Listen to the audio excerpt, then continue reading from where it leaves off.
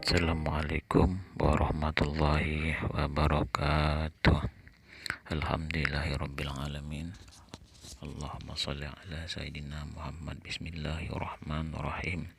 Allahumma salli ala Sayyidina Muhammadin salatan tukhrijuni min zulumatil wahmi wa tukrimuni binuril fahmi wa tudhihuli ma ashkala hatta yufhama annaka anta ta'lamu wa la'alamu innaka anta a'lamul ghuyub.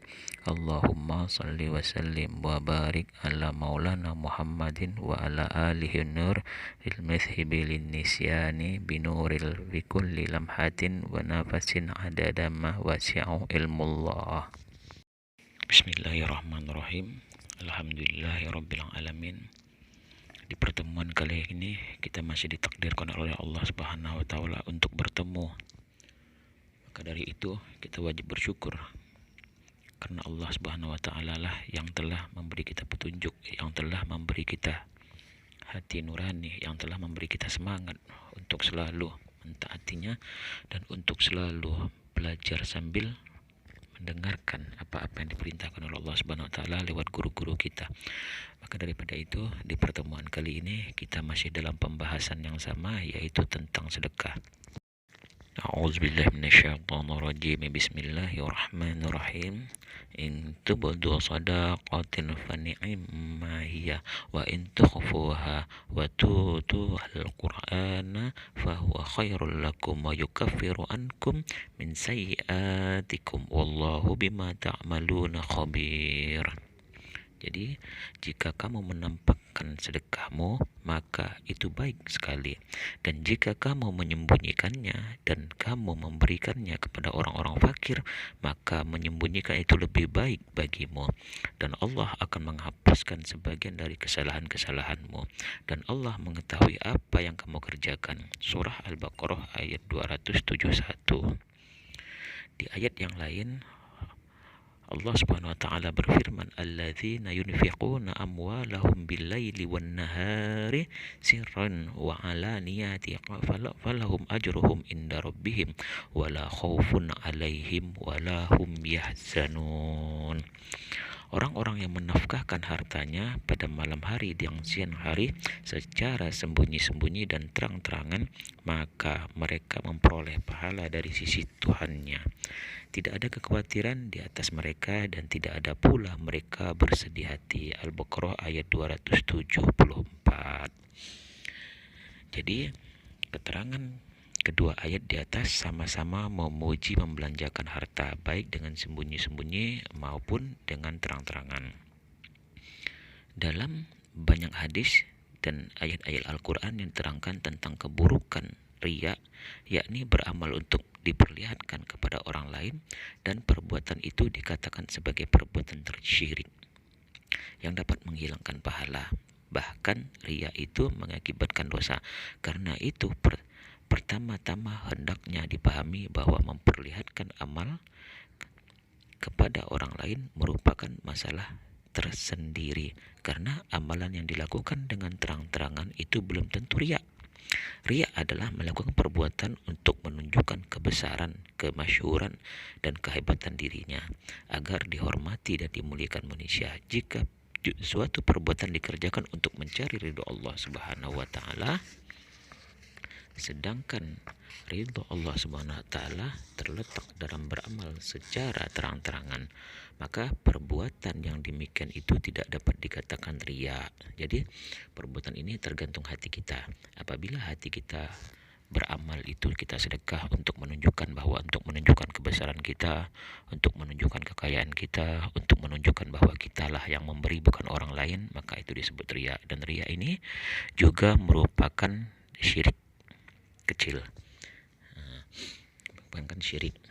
Tapi apabila kita bersedekah itu memang lillahi ta'ala, kita menunjukkan sedekah kita itu supaya orang mengikuti apa yang kita ikuti, seperti kita beramal soleh yang lain, kita sholat di hadapan orang supaya orang-orang melihat kita dan mereka mengikuti apa yang kita kerjakan, maka itu akan mendapat ridho Allah Subhanahu wa taala. Untuk itu, dalam setiap beramal khususnya sedekah lebih utama jika dilakukan dengan sembunyi-sembunyi agar tidak timbul sifat riya. Sedangkan si penerima juga selamat dari kehinaan dan penderitaan hati. Dan keutamaan lainnya adalah meskipun pada waktu bersedekah secara terang-terangan tidak timbul riya, akan tetapi jika kedermawanannya itu mulai dikenal oleh orang banyak, maka dikhawatirkan hati kita akan timbul kesombongan. Di samping itu, jika ia sudah terkenal sebagai orang yang dermawan, ia sendiri akan menjadi susah karena banyak orang yang meminta-minta kepadanya. Jika ia terkenal sebagai orang kaya, maka akan timbul beberapa kerugian duniawi. Jadi, incaran pencuri menjadi incaran kejahatan dan dimusuhi oleh orang-orang yang dengki. Imam Ghazali radhiyallahu anhu berkata bahwa memberi sedekah dengan sembunyi-sembunyi itu dapat terselamat dari riya dan kemasyhuran. Diriwayatkan dari Nabi Muhammad SAW bahwa sedekah yang paling utama adalah sedekah orang-orang miskin dengan sembunyi-sembunyi, yang dengan jerih payahnya ia mendapatkan harta. Kemudian ia menyedekahkannya kepada orang-orang yang tidak kenal.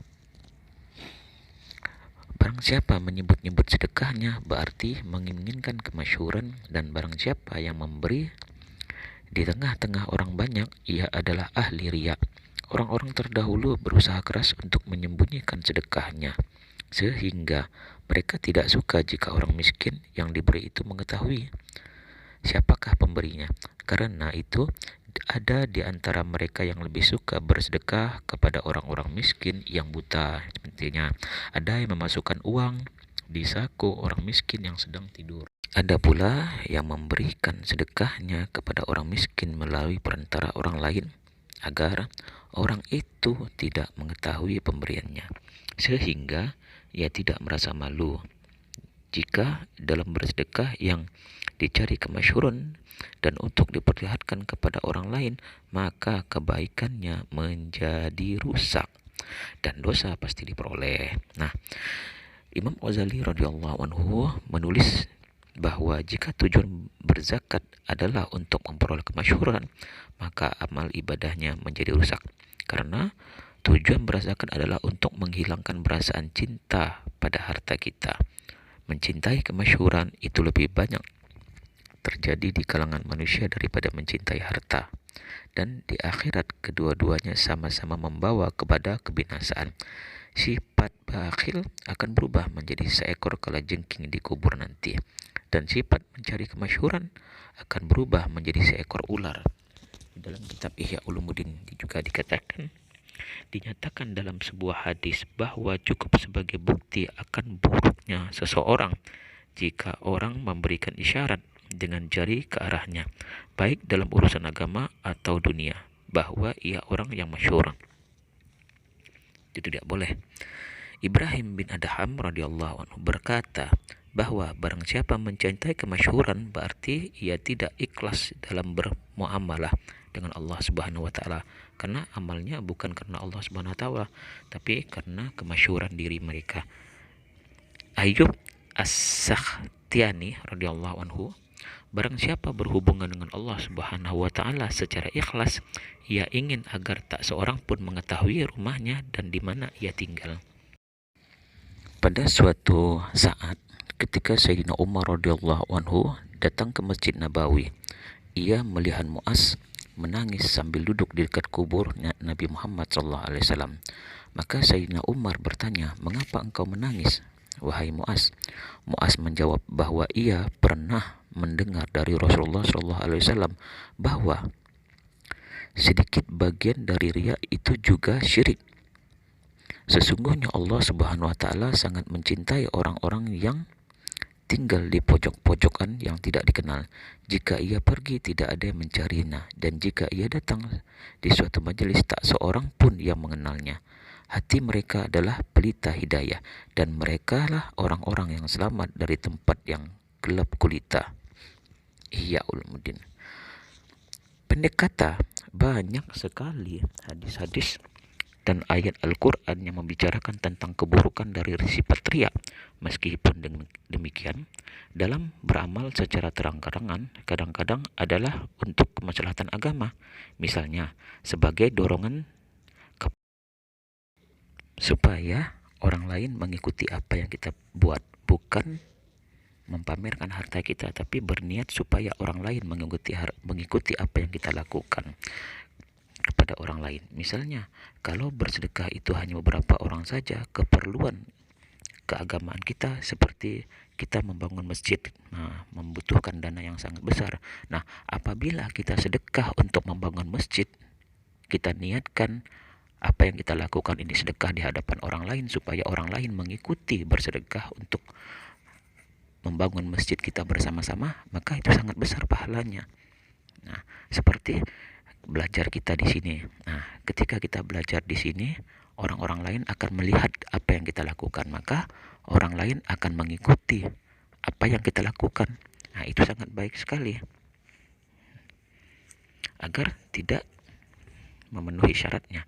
Tetapi bila ada orang yang bersedekah dengan terang-terangan, banyak orang yang mengikutinya sehingga sedekah banyak terkumpul dan keperluan agamanya terpenuhi, berkenaan dengan hal ini Rasulullah SAW bersabda, orang yang membaca Al-Quran dengan suara keras seperti orang yang bersedekah dengan terang-terangan, dan orang yang membaca Al-Quran dengan suara pelan seperti orang yang bersedekah dengan sembunyi-sembunyi.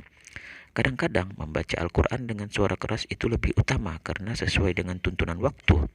Dan kadang-kadang juga membaca dengan suara pelan itu lebih utama. Mengenai ayat yang pertama tadi, menurut para ulama, di dalam ayat ini diterangkan mengenai sedekah wajib, yaitu seperti zakat. Sedekah nawafil diterangkan bahwa memberikan sedekah wajib dengan terang-terangan itu lebih utama. Demikian pula halnya dengan amalan fardu lainnya, yakni melakukan dengan terang-terangan itu lebih utama. Dengan cara seperti ini, di samping untuk mendorong orang lain supaya mengikuti apa yang kita lakukan, juga bermaksud untuk membantah tuduhan yang mengatakan bahwa ia tidak berzakat atau tidak sedekah, karena itulah solat fardu dianjurkan untuk dikerjakan secara berjemaah karena di dalam terdapat banyak kemaslahatan, di samping juga agar orang lain mengetahui bahwa ia tidak meninggalkan solat.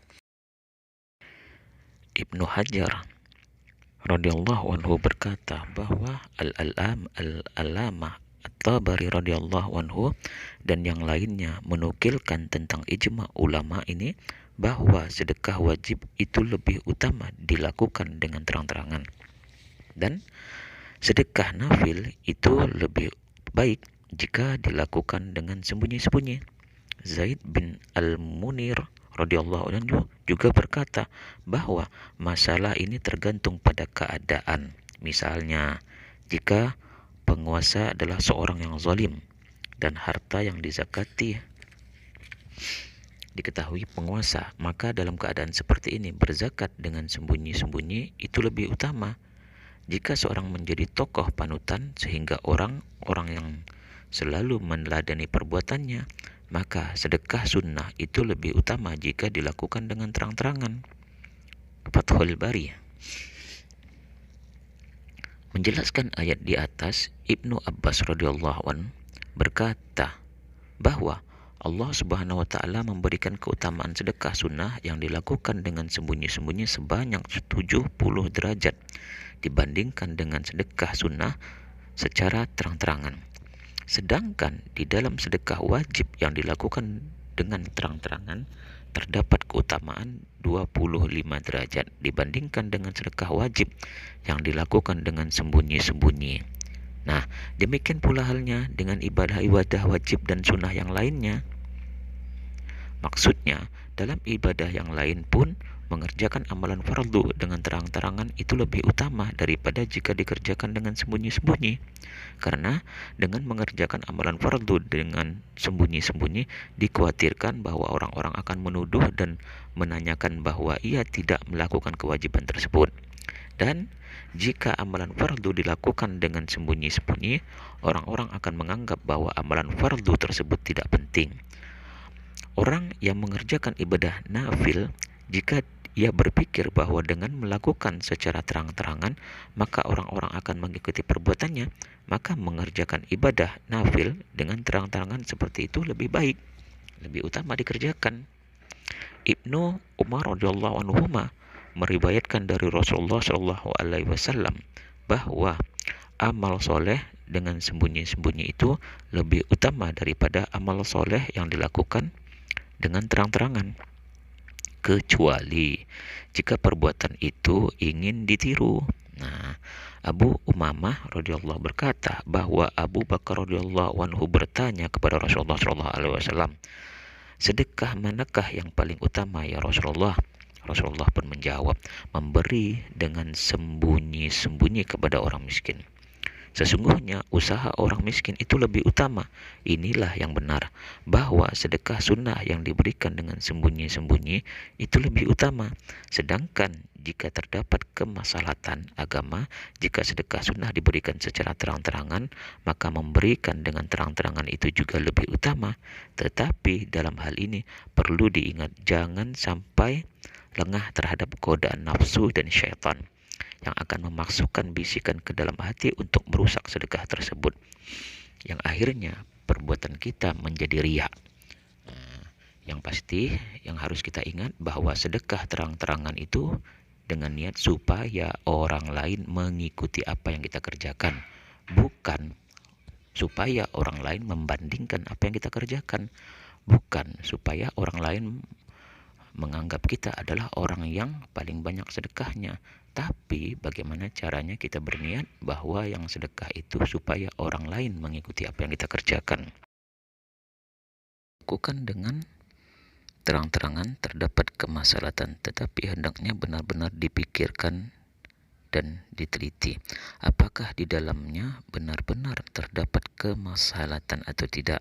Karena apabila salah sedikit aja kita menjadi riak dan sombong apa yang kita lakukan, maka apabila kesombongan itu karena sedekah yang kita lakukan, maka amalan sedekah kita akan sia-sia. Dan setelah memberikan sedekah, benar-benar terdapat kemaslahatan atau tidak, dan setelah memberikan secara sembunyi-sembunyi, perbuatan tersebut jangan sampai dibicarakan, karena jika demikian sama aja. Begitu kita sedekah dengan sembunyi-sembunyi, setelah esoknya sedekah kita ceritakan kepada teman-teman, kita ceritakan kepada tetangga, kita ceritakan kepada orang lain. Jadi hasilnya akan sia-sia karena terhitung perbuatan yang riya. Perbuatan tersebut termasuk sedekah secara terang-terangan. Dalam sebuah hadis disebutkan bahwa jika seseorang beramal dengan sembunyi-sembunyi, maka amalnya itu akan ditulis sebagai amalan yang tersembunyi. Jika amalan tersebut diperlihatkan kepada seseorang, maka amalan tersebut akan berubah dari sembunyi-sembunyi menjadi terang-terangan. Jika terus membicarakannya kepada orang lain, maka amalan tersebut menjadi riya. Di dalam kitab Ihya Ulumuddin, Rasulullah SAW bersabda bahwa tujuan orang-orang yang akan dinaungi Allah Subhanahu wa taala pada hari yang tidak terdapat naungan kecuali naungannya Allah Subhanahu wa taala di hari kiamat. 1. Raja yang adil, yaitu pemimpin yang adil, pemerintah yang adil. Maka di hari kiamat itu mereka akan menjadi orang yang sangat bahagia karena kepemimpinan mereka didasarkan dengan keadilan. 2. Pemuda yang giat beribadah kepada Allah Subhanahu wa taala. Nah, jadi yang masih muda-muda ini, marilah kita benar-benar giat beribadah kepada Allah Subhanahu wa taala. Jangan pernah kita sia-siakan umur kita untuk tidak beribadah kepada Allah Subhanahu wa taala. Yang ketiga, orang yang hatinya selalu terpaut pada masjid. Nah, kita selalu ingat kepada masjid. Apapun perbuatan amal ibadah kita, sholat selalu di masjid 5 waktu. Kalau bisa mengaji juga di masjid. Nah, kita selalu terpaut dan tidak bisa melupakan yang namanya masjid. Apapun ibadah kita, selalu kita ingat kepada masjid. Wabil khususnya sholat 5 waktu. 4. 2 orang yang saling menyayangi semata-mata karena Allah Subhanahu wa taala, bukan karena dunia. Mereka berkumpul dan berpisah semata-mata karena Allah Subhanahu wa taala. 5. Orang yang digoda oleh wanita bangsawan lagi cantik, kemudian ia berkata, aku takut kepada Allah. Nah, ini yang sulit kita dapatkan, karena apabila seorang laki-laki digoda oleh seorang wanita cantik, apalagi kaya, ya kita tahu sendiri. Nah, godaan-godaan inilah yang bisa menjerumuskan kita ke dalam siksaan Allah Subhanahu wa taala. Demikian pula seorang wanita yang digoda oleh seorang laki-laki. Kemudian wanita itu berkata, aku takut kepada Allah. Yang keenam, orang yang bersedekah dengan sembunyi-sembunyi sehingga tangan kirinya tidak mengetahui apa yang dilakukan oleh tangan kanannya. Orang yang mengingat Allah Subhanahu wa taala dalam kesunyian di kemudian menangis. Nah, hal ini seperti kita bangun di tengah malam, kita melaksanakan sholat hajat, kita melaksanakan sholat tahajud, dan sholat-sholat yang lainnya di tengah kesunyian, yang mana ketika orang sedang tidur, begitu nikmatnya tidur itu, begitu pulasnya, tapi kita rela membiarkan mata kita dalam keadaan terjaga karena demi berhubungan langsung kepada Allah Subhanahu wa taala.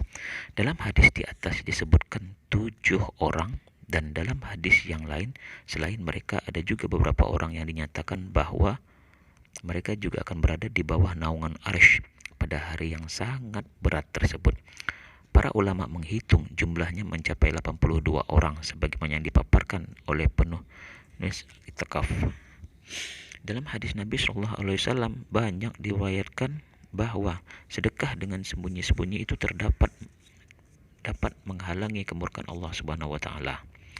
Salim bin Abil Jad berkata, ketika seorang wanita sedang berjalan bersama anaknya, di tengah jalan tiba-tiba seekor serigala menerkam anak tersebut. Lalu wanita itu menghajar serigala. Di tengah jalan ia bertemu dengan seorang peminta-minta yang kemudian meminta sesuatu kepada wanita itu. Wanita itu memiliki sepotong roti yang kemudian diberikannya kepada peminta-peminta tersebut. Setelah itu, serigala tersebut segera kembali menuju wanita tadi dan melepaskan anaknya, lalu pergi. Rasulullah SAW bersabda, ada 3 orang yang dicintai Allah Subhanahu wa taala, dan ada 3 orang yang dibenci Allah Subhanahu wa taala.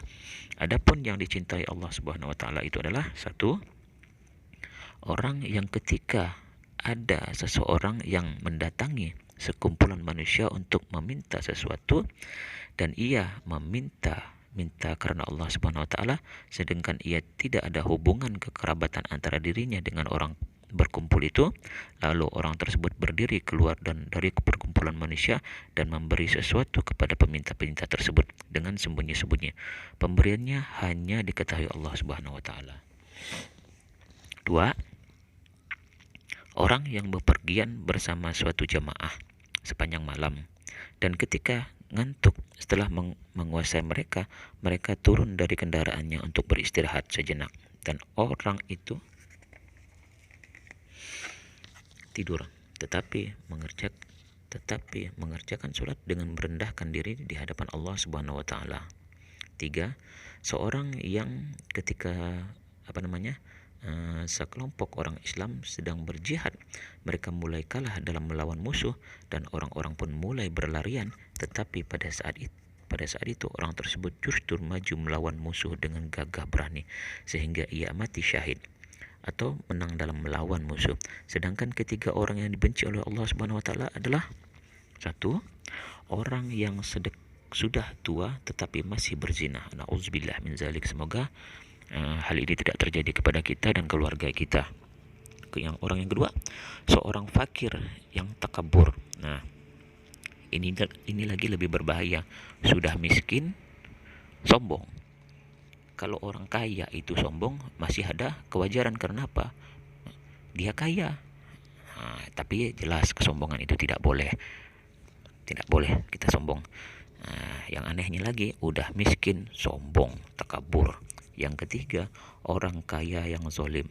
Nah, ini dia orang yang tidak akan mendapatkan syafaat Allah, syafaat Rasulullah SAW. Orang yang kaya tapi sombong, orang yang kaya tapi zalim. Dalam hadis yang lain, Jabir radhiyallahu anhu berkata bahwa suatu ketika Rasulullah SAW berkhutbah.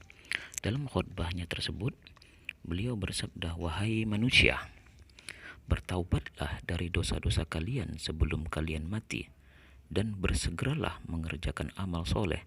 Jangan sampai kalian sibuk melakukan pekerjaan lain sehingga meninggalkan amal soleh. Dan lakukanlah hubungan dengan Allah Subhanahu wa Ta'ala dengan perbanyak zikir kepadanya. Dan bersedekahlah dengan sembunyi-sembunyi maupun terang-terangan agar kalian diberi rezeki lebih oleh Allah Subhanahu wa Ta'ala, ditolong dan diperbaiki keadaan kalian." Dalam sebuah hadis disebutkan pada hari kiamat setiap orang akan berada di bawah naungan sedekahnya selama belum diputuskan untuk dihisap, yakni pada hari kiamat ketika matahari sangat dekat kepada kita, cuma sejengkal di atas kepala kita, setiap orang yang bersedekah akan memperoleh naungan sesuai dengan kadar sedekahnya. Semakin banyak ia bersedekah, maka semakin banyak pula naungannya. Dalam sebuah hadis lain disebutkan, sedekah itu dapat menjauhkan panasnya dari kubur, dan setiap orang akan memperoleh naungan dari sedekahnya pada hari kiamat. Banyak hadis yang menyebutkan bahwa sedekah dapat menjauhkan bala, menjauhkan bencana. Pada zaman ini orang-orang Islam banyak ditimpa bala, banyak ditimpa bencana, yang seperti sering kita terjadi. Bangsa ini ditimpa bencana oleh Allah silih berganti. Maka hendaklah kita selalu introspeksi diri dengan bersedekah, dengan selalu mendekatkan diri kepada Allah Subhanahu wa Ta'ala. Bencana selalu menghantam negeri kita dari segala arah karena buruknya amal ibadah kita, karena buruknya introspeksi kita kepada Allah Subhanahu wa Ta'ala.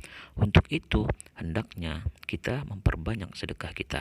Sesungguhnya segala sesuatu yang diusahakan seumur hidup ini akan ditinggalkan. Oleh karena itu hendaknya kita bersedekah sebanyak-banyaknya. Jangan pernah berhitung-hitung, karena sedekah itu akan menjadi tabungan kita di akhirat. Apabila kita hitung-hitungan dalam sedekah, maka hasilnya di akhirat ya sedikit.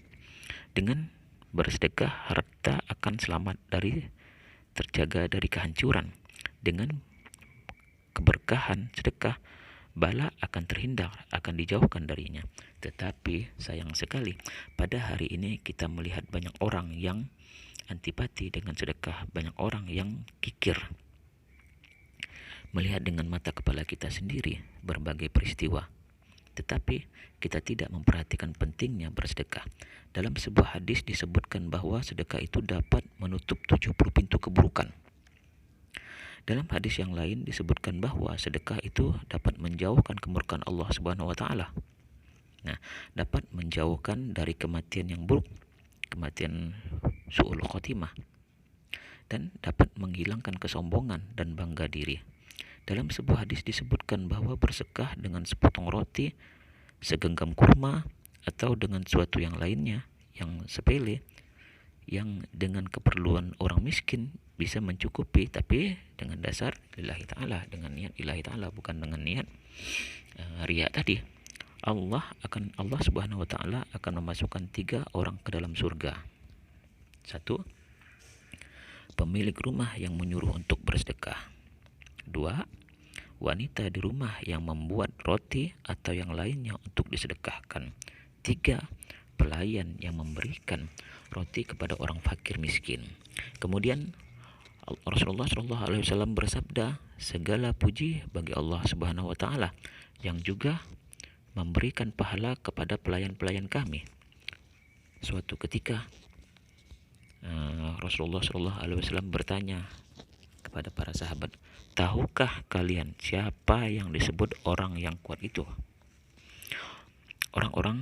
Para sahabat berkata, yang dapat mengalahkan orang lain dalam perkelahian. Beliau SAW bersabda, yaitu orang yang dapat menguasai dirinya ketika marah. Kemudian beliau bertanya lagi, tahukah kalian siapakah orang yang mandul itu? Para sahabat berkata, yang tidak mempunyai anak. Rasulullah SAW bersabda, tidak. Orang yang mandul adalah orang yang tidak mengirim anaknya lebih dahulu ke akhirat. Nah, di sini jelas orang yang mandul yaitu kita sebagai orang tua yang tidak pernah berpikir kepada anak-anak kita tentang ilmu agama. Anak-anaknya difokuskan kepada sekolah, yang menuju dunia S1, S2, bahkan sampai S3. Kalau bisa ada lagi S campur yang bisa menyekolahkan anaknya. Tapi sekolah itu hanya berhubungan dengan duniawi. Yang anehnya para kita orang tua ini, ya, kita tahu bahwa dunia itu sementara. Panjang umurnya hanya 60-70 tahun. Itu yang kita kejar mati-matian untuk menyekolahkan anak kita. Tapi anehnya, kita sebagai orang tua yang mengetahui bahwa akhirat itu untuk selama-lamanya, tapi kita tinggalkan dengan begitu naifnya. Nah, inilah nanti orang-orang tua, orang-orang yang rugi. Sebagai orang tua yang rugi, membiarkan anaknya berkecimpung di dunia, tapi tidak pernah kita ajarkan dengan ilmu-ilmu agama. Daripada itu, marilah kita selalu mengingatkan anak-anak kita, selalu mengingatkan keluarga kita. Marilah kita masuk pondok pesantren yang begitu banyak sekali yang ada di daerah kita masing-masing. Kemudian Rasulullah SAW bertanya lagi, tahukah kalian siapakah orang-orang yang fakir itu? Para sahabat berkata, tidak mempunyai harta ya Rasulullah. Rasulullah SAW bersabda, orang fakir yang sesungguhnya adalah orang yang mempunyai harta, tapi ia tidak mengirimkan sebagian dari hartanya itu terlebih dahulu ke akhirat. Artinya orang kaya yang tidak mau sedekah, orang kaya yang pelit, orang kaya yang kikir, yang membiarkan tetangga-tetangganya kelaparan, yang membiarkan tetangga-tetangganya memerlukan harta tersebut. Pada hari itu ia akan berdiri di dalam keadaan tangan kosong, padahal ia sangat memerlukannya. Maka harta yang tidak kita sedekahkan itu akan menjadi perbuatan timbangan kita yang tidak akan mendapatkan apa-apa. Artinya apa? Kita tidak pernah menabung untuk akhiratnya kita. Ketika kita berpikir di dunia kita menabung itu untuk dunianya kita selalu bersemangat. Tapi ketika kita tidak pernah mau berpikir bagaimana kita menabung untuk akhiratnya kita. Abu Hurairah radhiyallahu anhu berkata bahwa Rasulullah SAW bersabda kepada Aisyah radhiyallahu anha, wahai Aisyah, belilah dirimu dari Allah Subhanahu wa taala meskipun hanya dengan sebiji kurma, karena saya tidak dapat menyelamatkanmu dari tuntunan Allah Subhanahu wa taala. Jangan sampai seorang meminta-minta pergi dengan tangan kosong darimu meskipun hanya dengan membawa kaki kambing. Imam Ghazali radhiyallahu anhu menulis bahwa orang-orang yang terdahulu menganggap bahwa suatu hari tanpa bersedekah itu merupakan suatu yang buruk, walaupun hanya dengan sebiji kurma atau sepotong roti. Karena Rasulullah SAW bersabda bahwa pada hari kiamat setiap orang akan berada di bawah naungan sedekahnya. Pada hari kiamat nanti kita akan dipayungi oleh sedekah-sedekahnya kita.